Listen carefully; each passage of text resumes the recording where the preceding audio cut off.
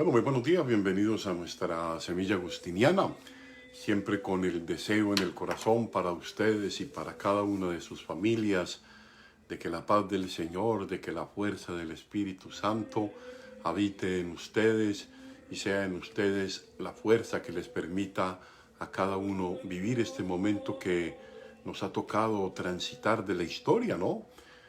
La historia ha marcado muchos momentos y en cada época ha habido situaciones en las que nos parece ser lamentables y miserables, dice Agustín. Sin embargo, pues sabemos que todas ellas han pasado. Lo hemos dicho muchas veces, lo bueno pasa y lo malo pasa, todo va pasando. Lo importante es que no pase por sí, sino que pase también dejando una enseñanza. Ayer lo conversaba con algún grupo, miren, importante no es que sucedan las cosas, importante es qué enseñanza dejan para bien y qué enseñanza dejan para ayudarnos a evitar el mal, ¿no? Entonces yo creo que esto es bien, pero bien interesante. Hoy tenemos una semilla en la que nos encontramos, digámoslo así, con un Agustín en un escenario poco tratado en estas semillas, un poco la teología espiritual, o si la podemos llamar así en el escenario agustiniano, en el escenario agustiniano, la teología espiritual, en un comentario muy interesante. Lo contextualizo porque el texto no me da a entender de qué está hablando Agustín, aunque sí me da a entender lo que quiere expresar. Está explicando en un sermón, en el sermón 212, la parábola del hijo pródigo, ¿no? Entonces hay algunos apartes que quisiera compartir con ustedes porque me parece que son supremamente profundos y nos dejan grandes enseñanzas, como siempre esta semilla agustiniana intentando escarbar dentro de nuestro corazón y tratar de forjar muy dentro de nosotros esa firmeza espiritual alimentada de la fe, alimentada del Evangelio, como siempre nos la propone San Agustín, ¿no? Ahora bien, vamos a escuchar este bello texto. El texto dice así: el que lleva a hombros un gran peso camina con mucha dificultad. El que lleva un peso más ligero camina más fácilmente.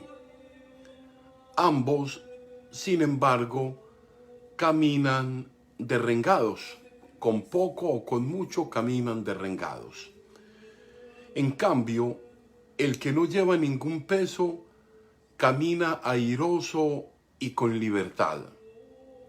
No sucede lo mismo en el mundo del espíritu. No sucede lo mismo con el peso de Cristo. Cuanto más lo llevas, tanto más ágil te vuelves. Cuanto más tratas de liberarte de él, tanto más pesados se vuelven tus pies. Para ilustrar esta realidad, piensa en el ejemplo de las aves. Cada una de ellas lleva sus alas y es llevada por ellas. Observa cómo las recogen al posarse en el suelo, cómo las ponen a descansar a ambos lados de su cuerpo después del vuelo. Atendamos a esto. Agustín se pregunta, ¿piensas que el ave se siente molesta por el peso de sus alas? Evidentemente no. Depone su carga. Si depone su carga, no puede despegar el vuelo. Cuanto menos soporta su peso, tanto menos es capaz de volar. Esto es bien interesante. Tanto menos soporta su peso, tanto menos es capaz de volar. Vamos entonces a un breve comentario patrístico que me parece siempre nos da como esa ubicación, ¿no? Miren, un texto que lo podemos ubicar en el escenario de la teología espiritual, ¿no? Ahora, retomando ejemplos propios y característicos de la tradición clásica, donde la naturaleza, por ejemplo, sirve de ejemplo explicativo para resolver interrogantes grandes, ¿no? Entonces ahora los médicos para explicar, por ejemplo, las paradojas. entre más pesado, más alto vuela, entre menos pesado, menos vuela, bien interesante. Pero lo que está acá muy interesante en términos de teología espiritual es la necesidad que tiene el hombre de Cristo. El hombre necesita a Cristo para poder volar, es decir, para ser más libre y feliz, para poder estar con el Padre. Necesita a Cristo. Hemos dicho que está comentando la parábola del Padre misericordioso. Ahora bien, la simplicidad de la vida en el sentido de la elementariedad, si no está acompañada de una convicción cristiana, de poco sirve. Este texto nos coloca en un Agustín que no hemos abordado tanto. Miren, el Agustín que aconseja, que invita a vivir en Cristo sin servirse de grandes argumentos especulativos o de la naturaleza o del sumo bien o de la gracia, temas que hemos venido tratando. Está invitando sencillamente a la gente, a todos los que lo escuchan, a estar pendientes de no creer que el cristianismo es un peso insoportable que impide vivir. Por el contrario, su peso es el que le permite volar y volar bien alto, según Agustín. Vamos a explicar esto. Además de ser cristiano, ser cristiano, por ejemplo, en la época de Agustín, era un reto grande en un contexto de transformaciones muy lentas, de adaptación civil del cristianismo con bastantes complicaciones, ¿no? Ahora bien, aparentemente, el que va más tranquilo en la vida es el que va sin peso. Aquí vamos a la parte explicativa fuerte. Aparentemente, el que va más tranquilo en la vida es el que va sin peso, más liviano. Pero Agustín dice, está explicando el tema de doctrinal, pero Agustín dice, es mejor andar con Cristo, que mientras más pesada sea la carga, entre más cerca esté uno a Él, más ligero será el peso.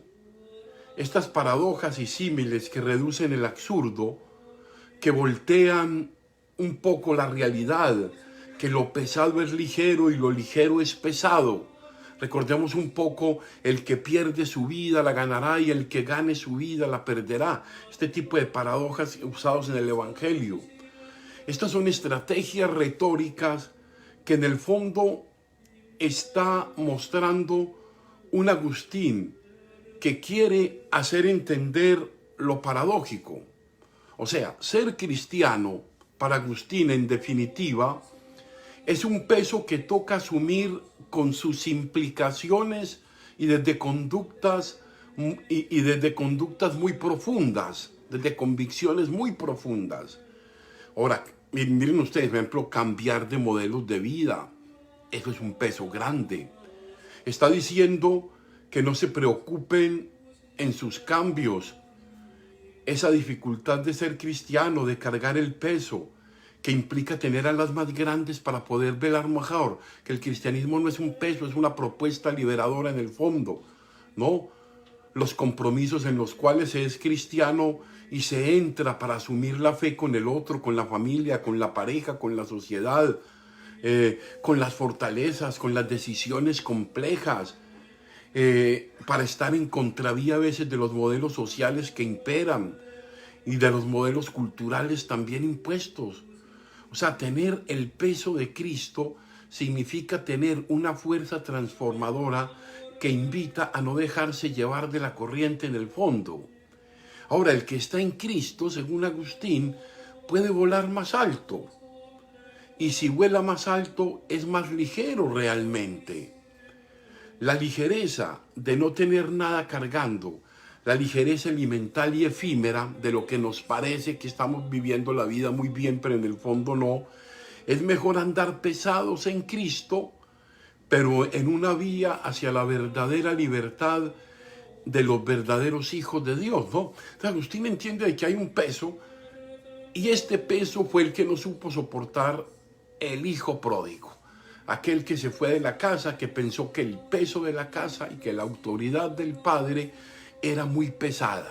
Por eso se perdió allí. Pero vamos a hacer este comentario que me parece hoy, aunque nos extendamos un poquito y me lo perdonan ustedes, querida comunidad, quiero que lo analicemos en algunos aspectos que Agustín me parece sublimemente fantástico para explicar este modo en que el Padre es amoroso, es misericordioso con el que se arrepiente. Miren, hoy Agustín nos comenta de una manera muy especial la famosa parábola del hijo pródigo, o también conocida la parábola del Padre misericordioso. Agustín entiende que el peor de los desastres que le acontece al hijo menor fue haberse alejado de la casa del Padre y de su autoridad, haber rechazado el suave yugo de las leyes que mantenían el orden, la obediencia, la disciplina y la concordia de la casa. Quiso vivir su libertad, anhelo de libertad, ofuscación por vivir la libertad. Vamos a ir ahondando eso. Ahora, deseando con ansiedad su libertad, se desentendió de las normas que según él no lo dejaban volar, o sea, no lo dejaban ser libre, y terminó por convertirse en un apacentador de cerdos. Es decir, llegar a tal punto a enlodar su alma, su cuerpo, su espíritu, su psiquis, debilitar su voluntad, malversar su libertad, en su intento de volar, es decir, de ser libre y feliz, y se halló en la tristeza y en el vacío más profundo. Quería volar, ser libre, pero ser libre, ser responsables en el acto de la libertad es muy complicado. No es hacer lo que nos da la gana, es lo que nos va queriendo decir esto, ¿no? Ahora bien, en esta dramática situación se hallaba el hijo menor casi sin las fuerzas físicas, emocionales y espirituales para levantarse de su postración. Vamos a pensar la peor situación que hayamos vivido en nuestra vida. Pero no importando, esto es bien importante lo que viene, pero no importando cuán bajo se esté, si se entra al corazón, allí se halla la fuerza transformadora de Dios que permite levantarse de nuevo por la misericordia. Y cuando ya ha entrado en su interior, cuando ya está en ese movimiento de arrepentimiento, de dolor, de querer volver, desgarrado por la vergüenza de haberse alejado de la casa del Padre, se decide interiormente a levantarse, a ir a la casa del Padre y a pedir perdón de todo corazón. Esto es bien interesante. Agustín explica de una manera bellísima el modo como el Padre excede en amor y anticipa el pensamiento de arrepentimiento de su Hijo y sale a su encuentro pleno de felicidad por haberlo encontrado.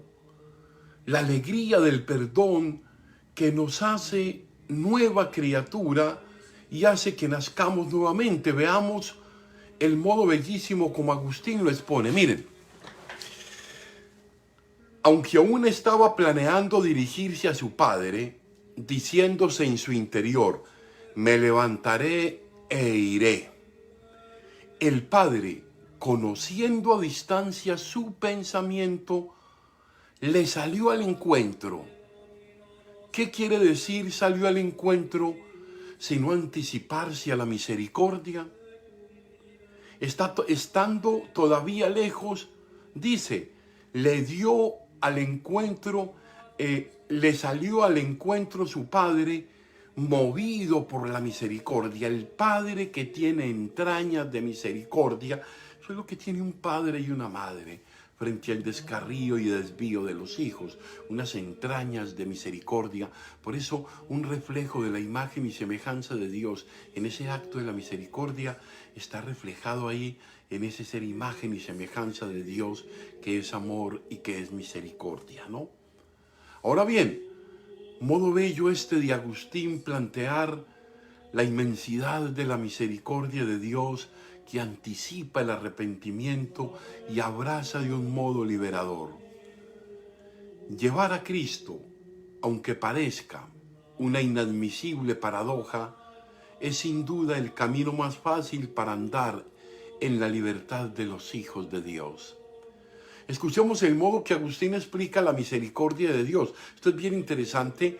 Estos padres de la iglesia, en modo especial este Agustín, ese modo tan profundo no puede ser sino tocado por el Espíritu Santo para encontrar esas palabras precisas. Miren, escuchemos este texto. ¿Por qué se conmovió de misericordia el Padre? Porque el Hijo estaba ya extenuado por la miseria. El Hijo estaba postrado y extenuado por la miseria. Y corriendo hacia él se le echó encima. Es decir, puso su brazo sobre el cuello de su hijo. El brazo del Padre es el Hijo. Le dio, por tanto, el llevar a Cristo. Entonces, el brazo consolador del Padre es Cristo, su Hijo. El brazo del Padre, por tanto, es llevar a Cristo. Carga que no pesa, sino que alivia. ¡Qué bello! Mi yugo, dice, es suave y mi carga ligera. Se echa encima del erguido, echándosele encima le impedía caer de nuevo, lo estaba protegiendo. Tan ligera es la carga de Cristo que no solo no lo oprime, sino que lo alivia, le da reposo, le da paz. Y no como las cargas que se llaman ligeras. Fíjese, está hablando, no como las cargas que se llaman ligeras. Cosas que nos parecen que es muy bien, que estamos muy bien, que estamos gozando mucho, pero al final resultan ser unas cargas pesadas, insoportables, llenas de dolor físico, emocional, espiritual. Entonces, ligeras, aunque ciertamente son menos pesadas, con todo pesan siempre algo más. Mire, la felicidad del regreso de quien se había alejado de la casa del Padre es comparada con Agustín en un modo fantástico con una sinfonía. ¡Qué bello! Es decir, que los que están concordes en el alma y en el cuerpo explican de una manera bella la concordia y la alegría de la reconciliación y el perdón. Vamos a escuchar este texto de Agustín que también es precioso. Miren. Se oye asimismo una música sinfónica y un coro procedentes de la casa. Recordemos el texto. Un coro como una música que viene de la casa. Mire Agustín cómo la comenta. ¿Qué es esa música? ¿Qué es esa sinfonía? Voces ajustadas entre sí. Los que no van de acuerdo originan desarmonía. Los que van de acuerdo producen armonía, son sinfónicos. Esta es la sinfonía que enseñaba el apóstol cuando decía: les ruego, hermanos, que digan todos lo mismo y que no haya entre ustedes divisiones. ¿A quién no le deleita esta sinfonía santa? Es decir, el ir de acuerdo las voces, no cada uno por su lado, sin nada inadecuado o fuera de tono que pueda ofender el oído del entendido. También el coro se encuentra en el ámbito de la concordia. Lo que agrada en el coro es que muchos imitan una sola voz, una voz armónica cuya unidad es el resultado de muchas otras, sin que ninguna disuene emitiendo un sonido que no se ajuste a los demás. En concordia, en unidad, en armonía.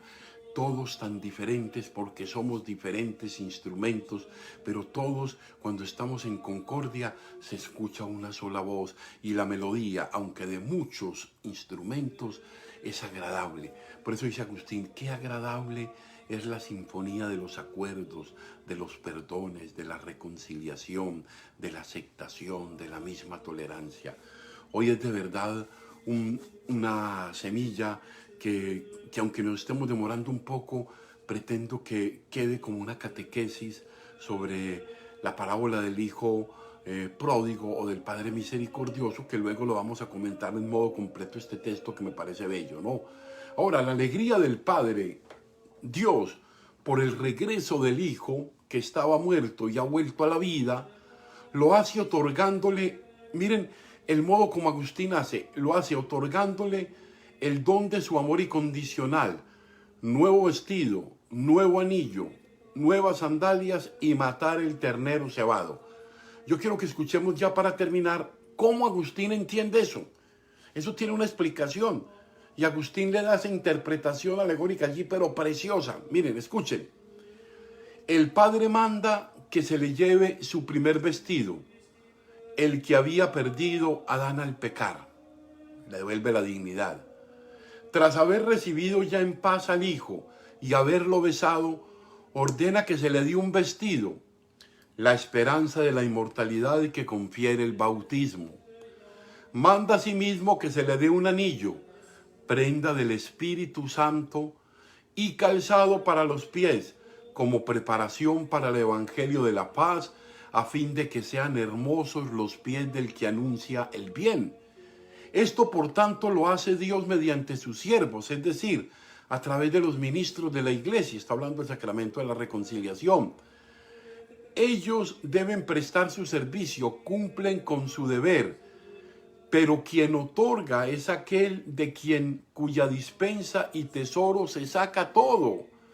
Miren, también mandó matar un becerro cebado, es decir, que se le admitiese a la mesa en la que el alimento es Cristo muerto y resucitado, pues a todo el que llega de la región lejana y junto con los demás corre a la iglesia, se le mata el becerro cuando se le predica la muerte de Jesús, cuando se le admite a participar de su cuerpo, se mata un becerro cebado por haber hallado a quien se había perdido. Miren qué sermón tan hermoso, qué alegría desbordante la de Dios cuando hay arrepentimiento del corazón. Entonces yo no entiendo por qué tantas veces sentimos esa displicencia para ir a confesar. Si ir a confesar es devolver la paz, devolver la alegría.